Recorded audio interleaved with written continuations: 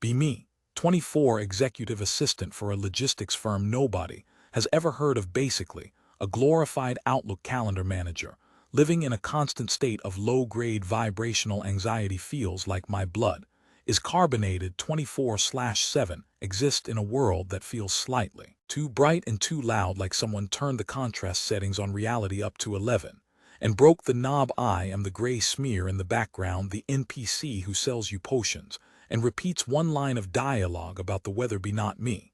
My sister, let's call her Brittany, 22, golden child, walking Instagram filter. She doesn't just walk into rooms.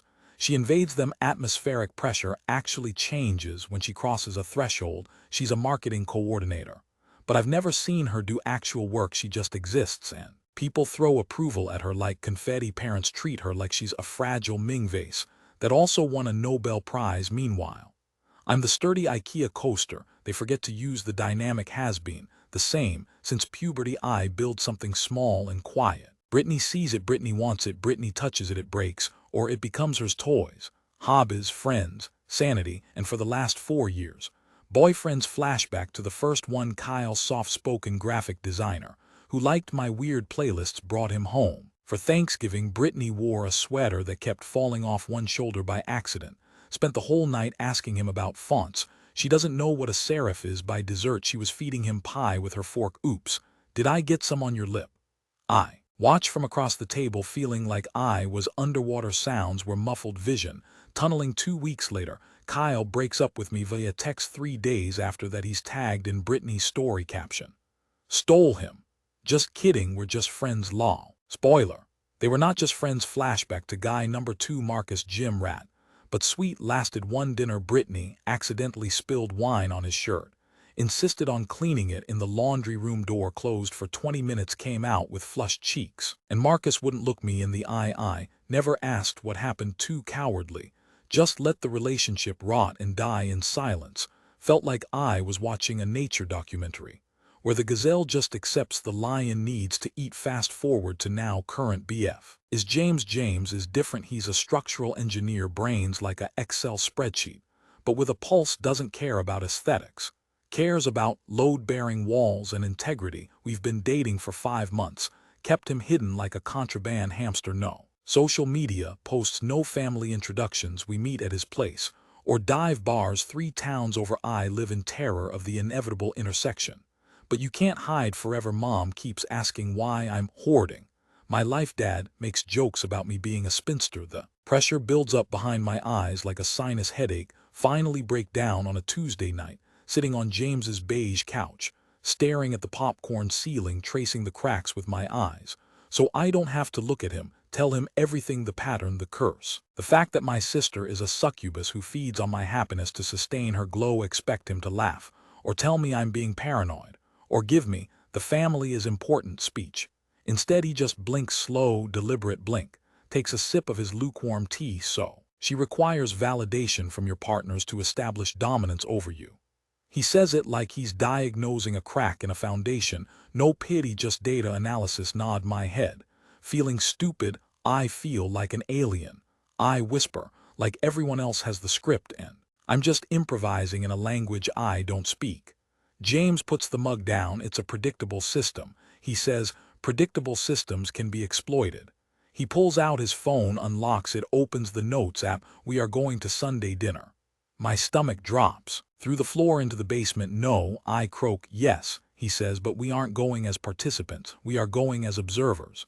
He starts typing. We document the variables. We anticipate the stress tests. We let the structure fail on camera. The plan is born not out of bravery, but out of morbid curiosity. James treats it like a field study.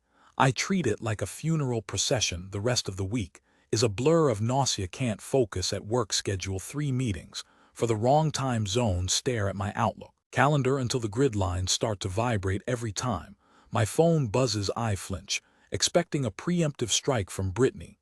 Maybe a text asking if I've gained weight, or a checking in call that leaves me feeling hollowed out. Sunday arrives. Sky is a flat, oppressive gray. Air smells like wet asphalt and ozone dressing for the slaughter. Put on a dress that makes me look shapeless, protective camouflage.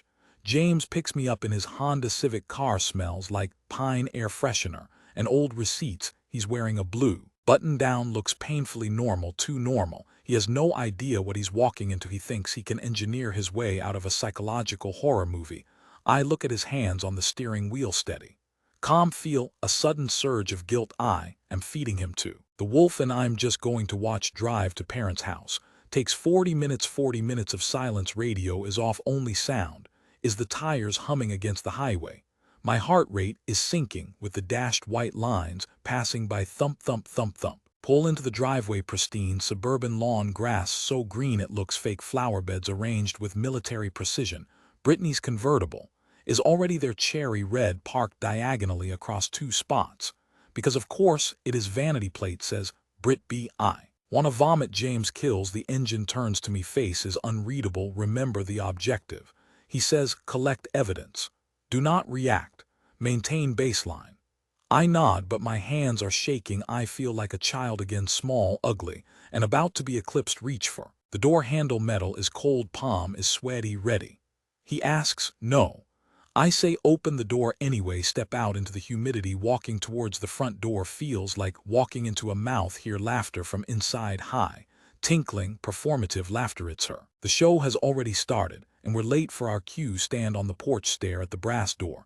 Knocker, it's shaped like a lion's head ring inside its mouth. Looks polished to a mirror. Shine, distorted reflection of my face in the brass. Look like a smudge. Look like a glitch in the rendering. James adjusts his collar. He checks his watch. Pulse is 110.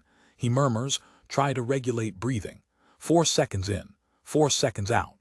I try. Air feels thick like syrup. Door swings open. Mother wearing a beige cashmere cardigan and pearls, hair sprayed into a helmet of blonde defiance, smells like aggressive lavender and judgment. You're late, she says. Doesn't look at me, looks at my shoes, scuffed combat boots, looks at my dress, loose linen. Sack. Disappointment radiates off her like heat from a radiator. Traffic. James says, smooth monotone. He extends a hand. James, pleasure to meet you, Mrs. V. Mother blinks. She wasn't expecting the suit, wasn't expecting the jawline. She takes his hand, limp-wristed. Oh, you must be the friend. Partner, I say. Word sounds foreign in my mouth, like I'm trying to speak a language I haven't learned. Yet mother ignores me, ushers us inside. Brittany is in the sunroom making mojitos. Wipe your feet. House is terrifyingly clean. Floors are white marble. Walls are white. Eggshell furniture is white leather. Feel like I've walked into a sterilization chamber or an Apple store designed by a sociopath. Every step echoes clack, clack, clack. James is scanning the room, eyes darting to the corners, identifying exits, identifying sight lines. I feel like I'm floating 3 inches behind my own body, watching a cutscene. I can't skip. Walk toward the sunroom. Hear the ice clinking, hear the humming. Brittany there. She is standing by the wet bar, sunlight hitting her from behind like a spotlight. Operator is on payroll, wearing a white sundress, backless, slight tan hair, falling in perfect beach waves that cost $300 to maintain. She looks like a stock photo for joy. She turns, smile is instant, high wattage, blinding. Anon. She rushes over. Arms wide, I brace for impact. She hugs me. It's not a hug, it's a frisk, checking for wires, checking for structural integrity. Hands pat my ribs. Oh honey. She whispers into my ear, voice dripping with faux concern. You look tired. Are you eating enough? Pulls back, looks me up and down with clinical pity. That dress is brave, very boho.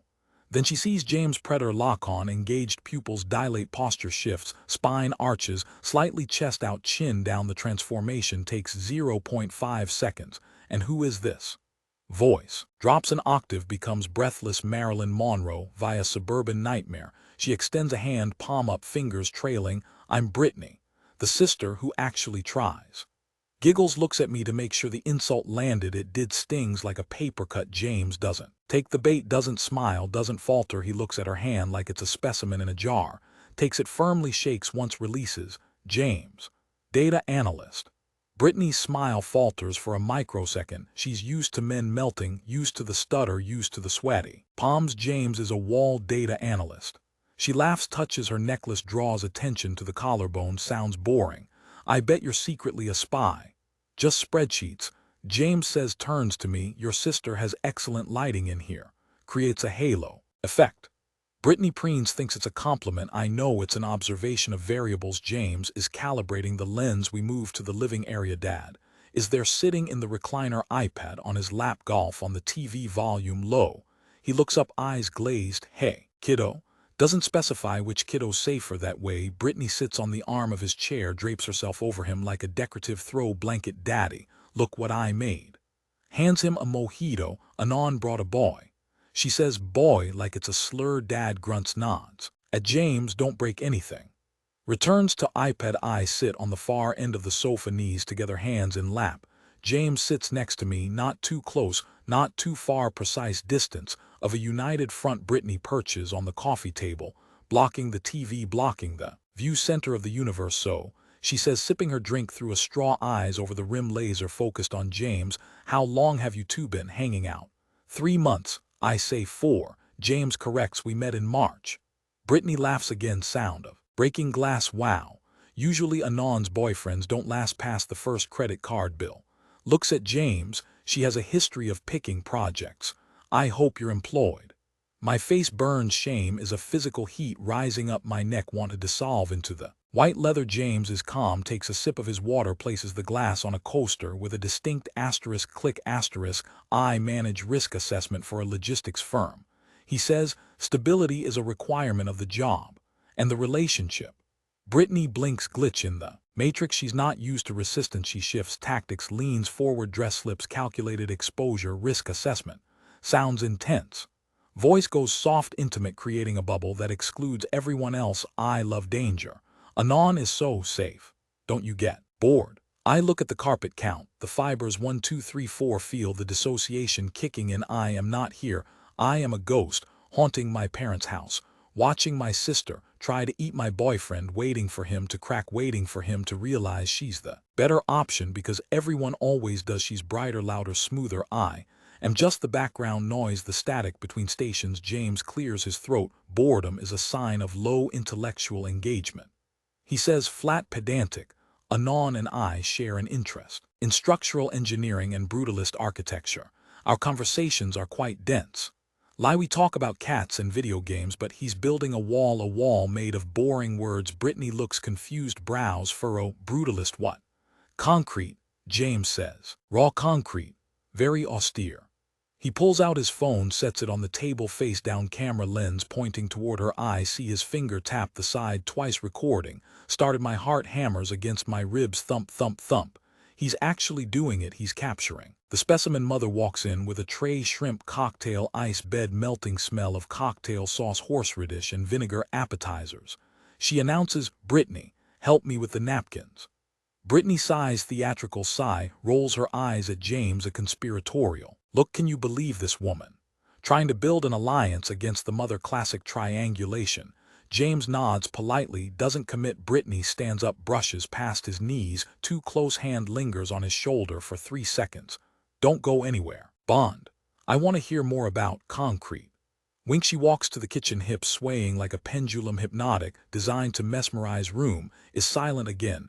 Dad is asleep with eyes open. Golf announcer whispers. On the TV. I look at James. He's staring at the phone. On the table. Subject is escalating quickly. He whispers, barely audible, physical boundary violation at minute 7.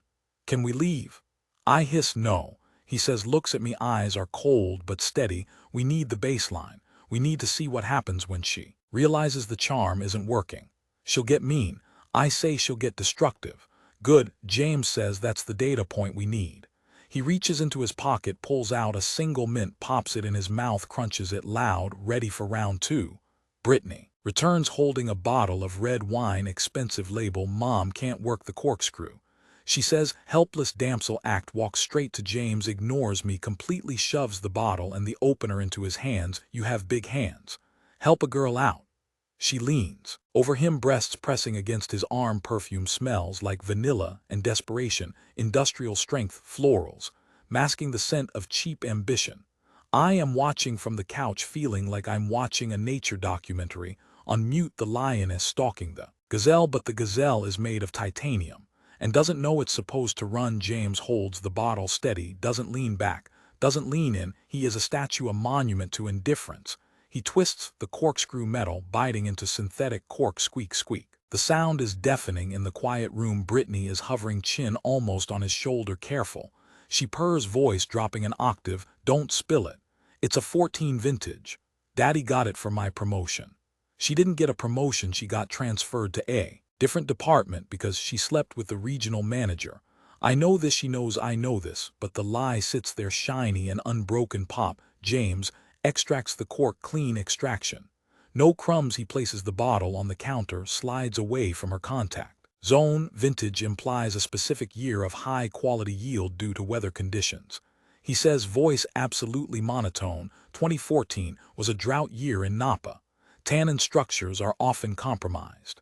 He wipes his hands on a paper napkin, crumples it, throws it in the trash. Doesn't look at her face, doesn't look at the cleavage, he looks at the trash. Can verifying the target. Brittany blinks, a glitch in the matrix, her mouth opens slightly. The script says he's supposed to laugh, he's supposed to say, wow, you really know your wine, or thanks for the help, gorgeous. But he just gave her a lecture on rain levels. She laughs anyway, but it's jagged, sharp edges. You're so funny, James. So serious. She pours the wine herself, splashing it into glasses, red liquid sloshing dangerously close to the rim. Dinner. Mom yells from the other room, shrill, piercing the fog. We move to the dining room. The table is set like we're royalty, fine china that hasn't been used since Grandma died, heavy silverware, cloth napkins folded into swans. It feels like a stage set. I sit next to James. Brittany sits across from him, direct line of sight. Dad sits at the head, zombie mode. Engaged. Mom sits at the other end, nervous energy radiating off her like heat waves. Sit up straight, Anon. Mom says, automatic reflex. You're slouching. James will think we raised a hunchback. I straighten, my spine vertebrae cracking. I feel small, shrunken, like I'm 12 years old again, and wearing hand-me-downs that smell like mothballs. James reaches under the table, his hand finds my knee, warm, solid, an anchor in the storm. He squeezes twice. Signal. Asterisk recording active. Asterisk signal. Asterisk I am here. Asterisk I try to eat the shrimp cocktail. Tastes like rubber dipped in ketchup. My throat feels tight. Swallowing is a manual process. Step 1. Chew. Step 2. Push to back of throat. Step 3. Pray it goes down. Everyone is eating in silence. Clink, scrape, chew. Brittany clears her throat, the sound of a weapon being loaded. So James. She starts, eyes locking onto him, predatory gaze. Anon tells me you're an engineer. That sounds intense. Do you make good money? Mom gasps softly. Brittany, don't be rude. But she doesn't mean it. She wants to know too. She wants to know if I've finally brought home a winner or just another project. James stops chewing, wipes his mouth. I am compensated adequately for my skill set, he says. My fiscal trajectory is stable. Brittany swirls her wine, red teeth. Stable, that's good. Anon needs stable. Here it comes, the pivot, her last boyfriend, Kyle. Remember him, Anon, the drummer. I freeze, fork halfway to my mouth. He wasn't a drummer. I whisper, he sold insurance. Oh, right. Brittany waves a hand, dismissive. He was just loud and broke. He borrowed $500 from Dad and never paid it back. I paid it back. I worked double shifts at the coffee shop to pay it back. Dad grunts, good kid, bad with numbers. Brittany leans forward, cleavage resting on the table, now defying gravity and social norms. James, you should have seen the guys she used to bring home. Strays, total fixer-uppers. I always had to step in and vet them. She smiles, sugar-coated poison, just to make sure my little sister wasn't getting taken advantage of. She kicks me under the table, sharp toe of a heel into my shin. Pain flares. I flinch, clatter. My fork hits the plate loud. Mom sighs. Anon, please. Table manners. I look at James, panic rising in my chest, black sludge filling my lungs. This is where they leave. This is where they realize the family is defective. The gene pool is tainted. Why would anyone stay? Why would he endure this? James picks up his glass of water, takes a sip, calm, serene. He looks at Brittany, tilts his head slightly like a dog listening to a high-pitched whistle. Interesting. He says, vetting implies a rigorous screening process based on objective criteria. He pauses. The room hangs on his next word. What are your credentials for personnel assessment? Do you have a background in human resources? Psychology? Brittany blinks again. System error. She wasn't expecting a question. She was expecting defense or embarrassment. Well, I just know people. I have intuition. Intuition is often a cognitive bias masking insecurity. James says he says it so plainly, like he's reading the ingredients on a cereal box. Statistically, those who aggressively monitor the romantic choices of Siblings often project their own relationship failures. It is a common displacement mechanism. Silence, absolute vacuum. Dad stops chewing. Mom looks from James to Brittany. Mouth slightly open. Brittany's face goes red, blotchy red. The mask slips just for a second. I see the rage, the ugly, snarling thing beneath the skin. She laughs, high-pitched, manic. Wow. Okay. Psychoanalysis over dinner. Fun. She downs the rest of her wine, slams the glass down. I'm just saying, I look out for her. She's fragile. She looks at me, eyes full of hate. She gets attached too easily. And she has no taste. My phone vibrates in my pocket. Buzz, buzz. I slide my hand down, pull it out under the table, glance down. Text from James, sent 10 seconds ago, asterisk timestamp 7:14 p.m. Subject, attempted character. Assassination via historical revisionism. Deflection, attempt neutralized. Subject, exhibiting signs of agitation. Pupil dilation consistent with fight or flight response. Keep eating. Asterisk, I look up at him. He is cutting his steak, perfect square pieces. He doesn't look at me. He is working. He is on a mission. And for the first time in my life, I am not the target. I am the partner. The dizzy feeling shifts, less like drowning, more like floating in zero gravity. Nothing makes sense, but I am not falling. Dinner drags on an eternity of chewing and clinking. Brittany drinks 3 glasses of wine. Her movements get sloppier. She tries to engage James on politics. He responds with demographic data. She tries to engage him on music. He responds with wave frequency theory. She is throwing everything at the wall: sex appeal, intellect, controversy, pity. Nothing sticks. He is Teflon. He is the void. He absorbs her energy and gives nothing back. She is starving. I can see it. She feeds on reaction, on drama, on the flush of my cheeks, or the stutter in my voice, or the lust in a man's eyes. James gives her none of it. She is withering like a flower in a dark room. Dessert. Mom announces, desperate to break the tension, I made pie. Store-bought. I saw the box in the trash. I'll help. Brittany says, jumping up too fast. She sways, grabs the back of James's chair for support, fingers digging into the upholstery right next to his shoulder. James. She whispers loud enough for the whole table, come help me with the heavy plates. Dad's back is bad. Dad's back is fine. He played 18 holes of golf this morning. Dad nods, oblivious. Yeah, go on, son. Give the girls a hand. It's a command. Social contract dictates compliance. James wipes his mouth again, folds his napkin, places it next to his plate. Affirmative. He says, stands up, towers over her. She smiles, predator smile, restored confidence. She thinks she has him alone.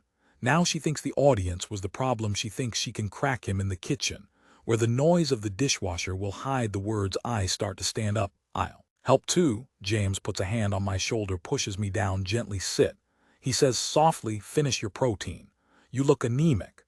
He winks, a micro gesture so fast I almost miss it. Then he turns and follows Brittany into the kitchen. The swinging door pushes shut. Behind them, swish thud. I am alone at the table with my parents. Dad is picking his teeth. Mom is rearranging the salt and pepper shakers. He's odd. Mom says, voice low, very distinct. Dad says, firm handshake. Looks you in the eye. I like him. He doesn't seem very fun. Mom says, frowning. Brittany seems bored. She's usually the life of the party. Brittany is drunk, Martha. Dad grunts, leave the girl alone.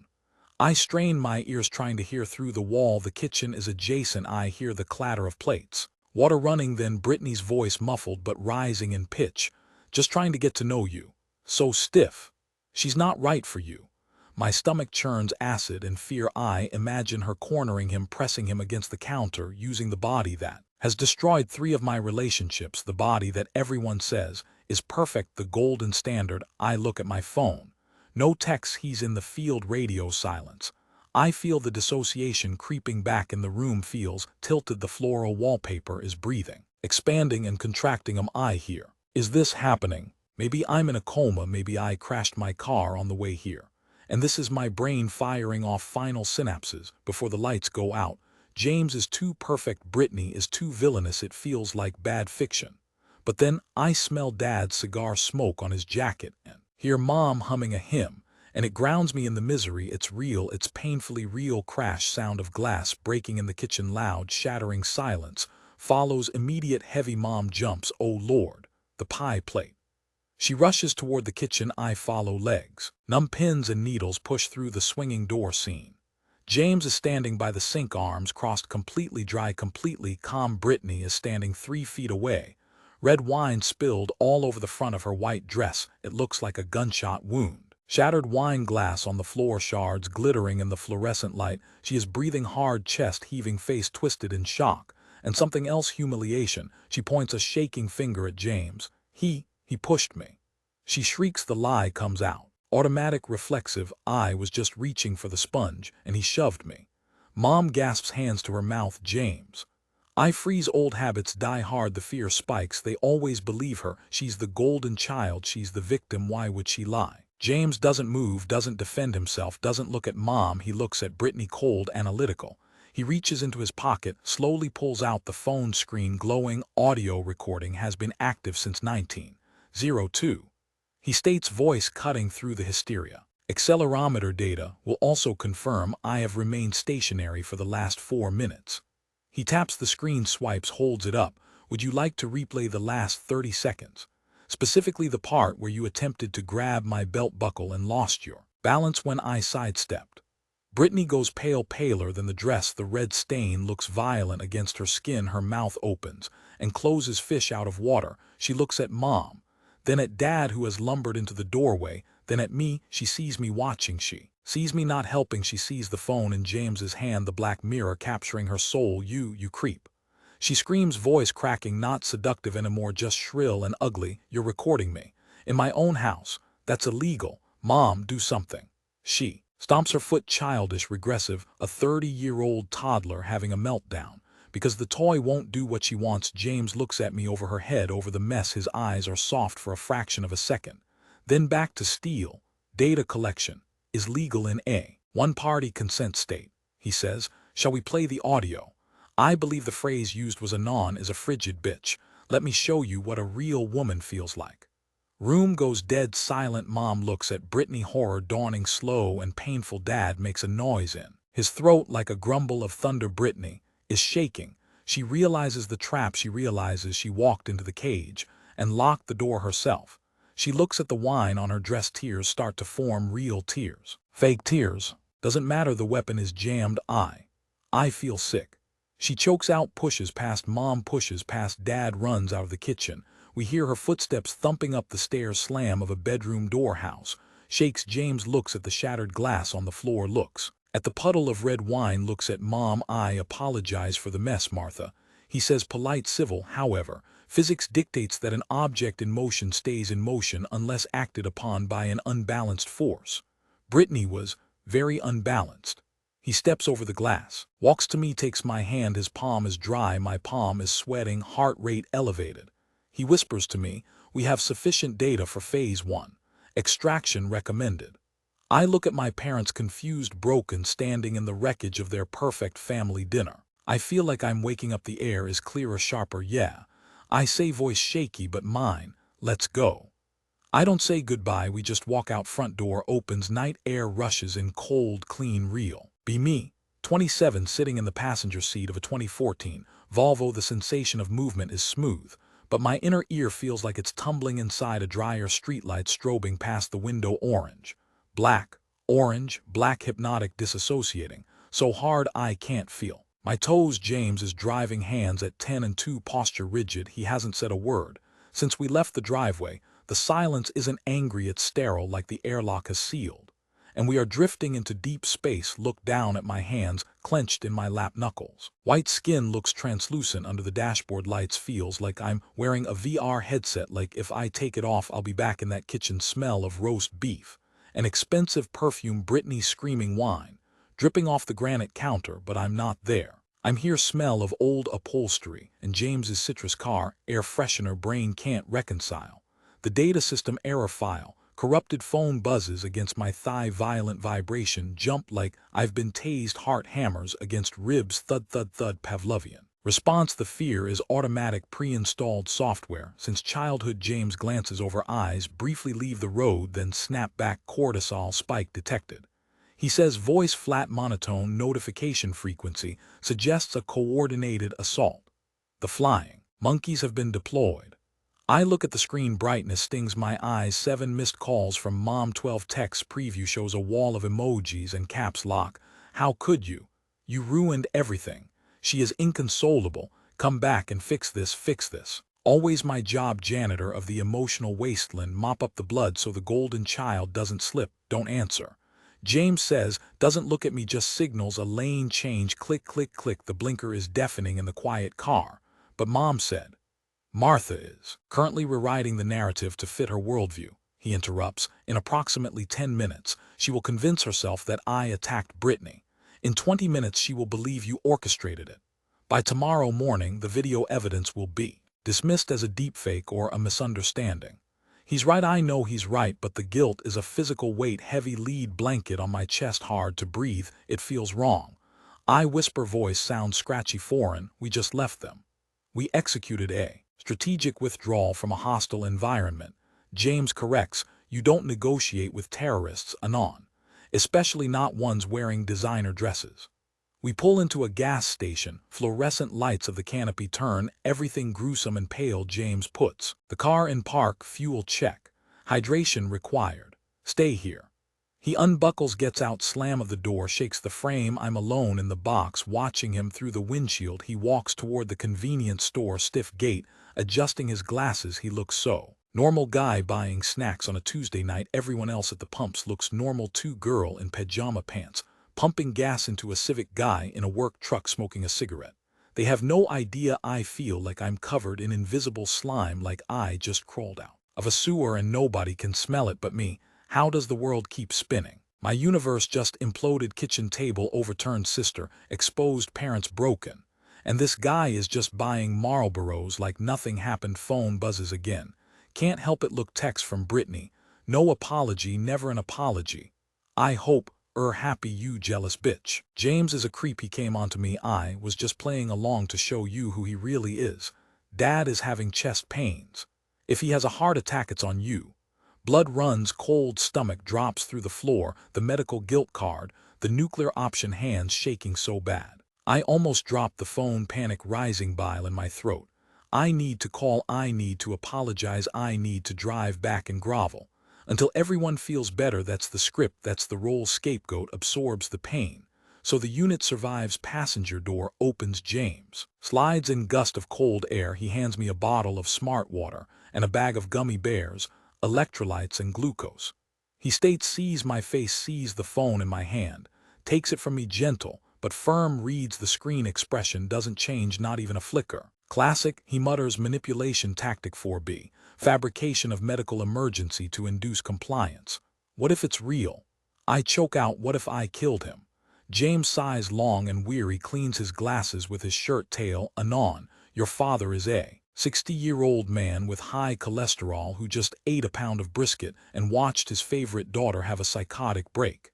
His blood pressure is undoubtedly elevated. However, he puts the glasses back on, eyes magnified, clinical. If it were a genuine cardiac event, your mother would be calling 911, not texting you to leverage your guilt. This is a tactical strike. Do not engage. He holds the power button, slide to power off, screen goes black. My lifeline to the madness is severed. Silence returns. He hands the phone back to me. It's just a black slab of glass and plastic, now useless brick. Eat the bears, he commands. Drive the rest of the way to his apartment in a daze. City lights blur into streaks, headache forming behind my eyes, dull throb. We park in the garage, concrete echo. Walk to the elevator, ride up to the 4th floor. Hallway smells like cleaning solution and neighbors. Curry, unlocked door. Inside is dark, quiet hum of the refrigerator. LED light on the router blinking green. It's so peaceful it makes me want to scream. I stand in the middle of the living room, coat still on, don't know what to do with my arms, feel like an intruder in my own life. Is this it? Is this what happens after the climax? No credits rolling, no swelling orchestral score, just the sound of James taking off his shoes and lining them up perfectly on the mat. Debriefing in 5 minutes. James calls from the kitchen, sound of water running, cattle whistling. I sit on the beige sofa, stare at the blank TV reflection, stares back, hollow eyes, messy hair. I look like a ghost. Brittany is probably crying into Mom's lap.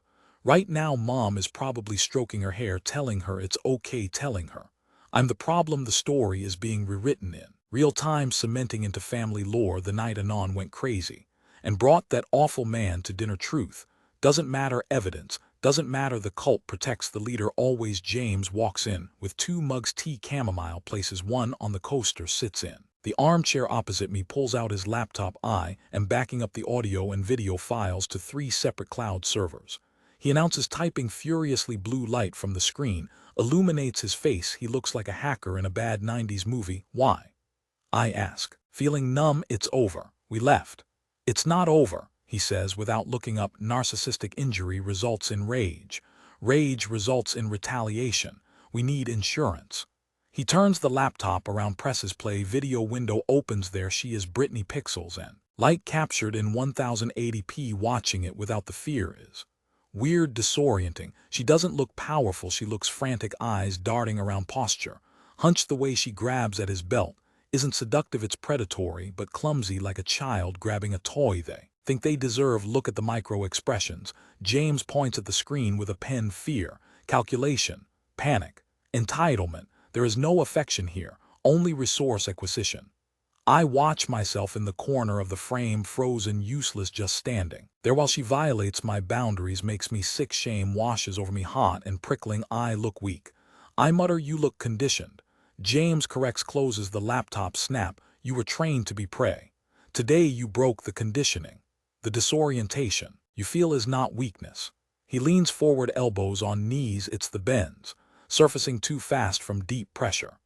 I look at him, really look at him. He's not Prince Charming, he's barely socially functional. He treats human interaction like a math problem, but he saw me, he saw the trap, and he dismantled it with a cell phone and basic physics. What do we do now? I ask, voice small in the quiet room. James picks up his tea, blows on the steam, takes a sip. Now, he says, now we change our phone numbers, and then we go to sleep. I lean back against the cushions, body finally unclenches. Exhaustion hits like a freight train, bones turn to liquid. Lids heavy. The apartment is still. No screaming, no drama, no performance, just the hum of the fridge, and the taste of gummy bears. It feels empty, it feels lonely, it feels terrifyingly, wonderfully boring. 6 months later, standing in the detergent aisle of a Walmart, fluorescent lights buzzing like angry hornets, smell of artificial lemon and bleached linoleum. James is calculating the cost per ounce of Tide vs generic pods. He has a spreadsheet on his phone for this. I am gripping the handle of the cart until my knuckles turn white. A woman 2 aisles over laughs loud, shrill. My stomach drops through the floor. Fight or flight kicks in, heart hammering against ribs like a trapped bird. Scan the perimeter, it's just a stranger in sweatpants laughing at a text message. Not her, never her. We moved 3 towns over, changed numbers, deleted socials, ghosts in the machine. James puts the generic pods in the cart. Optimal surfactant ratio. He mutters. He notices my hands, doesn't say anything, just places his hand over mine on the handle. His skin is cool and dry, grounding. The panic recedes, but leaves a residue like grease on a dirty plate. This is life now. Hypervigilance in the cleaning supplies section. Get home to the new apartment. Walls beige, carpet, view of a parking lot. It's ugly and small, and I love it. It feels like a bunker. Open my laptop to check the old email address, the one I keep for tax documents and morbid curiosity. One new message in the spam folder. Sender B. Marie 89. Subject no subject. Hesitate, cursor hovering over the trash icon. Morbid curiosity. Winds click. It's a wall of text. No paragraph. Stream of consciousness. She's in therapy, court mandated, maybe.